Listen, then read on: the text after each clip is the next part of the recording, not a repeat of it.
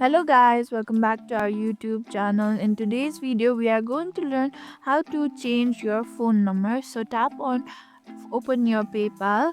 Then over here you can see on the top of there is your profile icon, or from where you can go to your profile is by tapping on the three dot icon.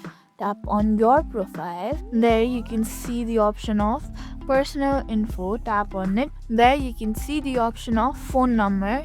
Tap on it. There you can see the option of edit. Tap on it. There you can see you can add another number as well. So you can choose the category work, home, mobile. Like this, I have added my, and then tap on add, then tap on yes. Then after tapping on add, they might ask you for a verification code as well. So make sure you enter the verification code, then you can add your phone number easily. Thank you for watching this video. Make sure you like, share and subscribe to our YouTube channel for more such content.